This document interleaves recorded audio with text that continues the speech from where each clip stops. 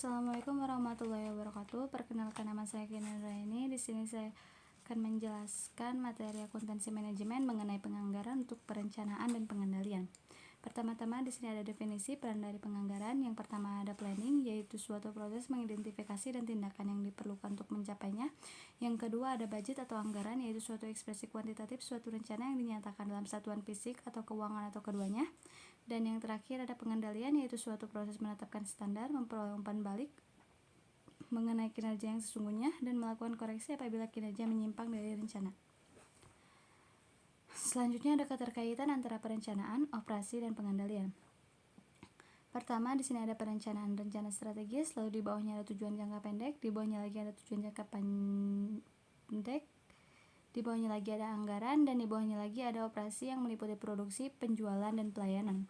Letak pengendalian ada pada seluruh tahap atau proses perencanaan, di mana pengendalian ini membandingkan hasil sesungguhnya dengan hasil yang direncanakan. Jenis-jenis anggaran dibagi menjadi 3. Yang pertama adalah master budget, operating budget, dan financial budget. Di sini ada sistem penyusunan anggaran. Yang pertama ada sistem anggaran indukan tradisional, yaitu pembuatan anggaran induk sebagian besar didasarkan pada anggaran induk tahun sebelumnya.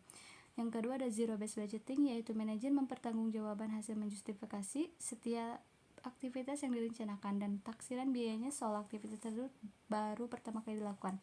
Dan yang terakhir ada planning, programming, and budgeting system, yaitu alokasi sumber daya organisasi yang terbatas pada aktivitas atau program yang menjanjikan tingkat hasil yang paling besar. Berikutnya ada pendekatan penyusunan anggaran. Pada dasarnya penganggaran basicnya ada 2, yaitu ada penganggaran dari atas ke bawah dan ada penganggaran dari bawah ke atas.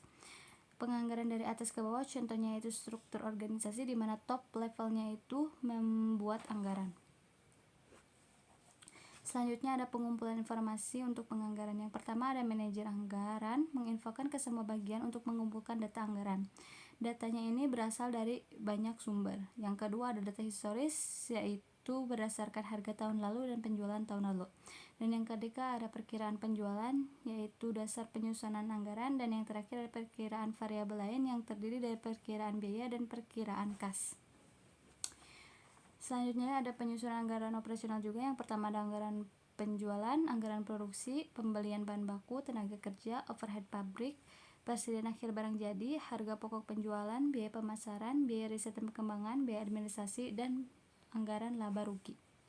Yang terakhir ada kelebihan dan kelemahan proses anggaran induk tradisional. Yang pertama kelebihan, pendekatan yang disiplin terhadap identifikasi pemecahan masalah. Yang kedua ada arah tujuan bagi manajemen di semua tingkatan. Yang ketiga meningkatkan koordinasi aktivitas perusahaan. Yang keempat mekanisme untuk menggalang gagasan kerjasama dari semua tingkat manajemen. Dan yang terakhir ada ukuran evaluasi kinerja yang sesungguhnya dan kemampuan manajerial pada para eksekutif. Lalu kelemahan dari proses anggaran induk tradisional, yaitu berorientasi departemen, tidak memperhitungkan keterkaitan antar departemen. Yang kedua ada statis dan tidak dinamis. Dan yang terakhir ada berorientasi hasil bukan pada proses. Sekian penjelasan dari saya, mohon maaf jika ada kesalahan. Wassalamualaikum warahmatullahi wabarakatuh.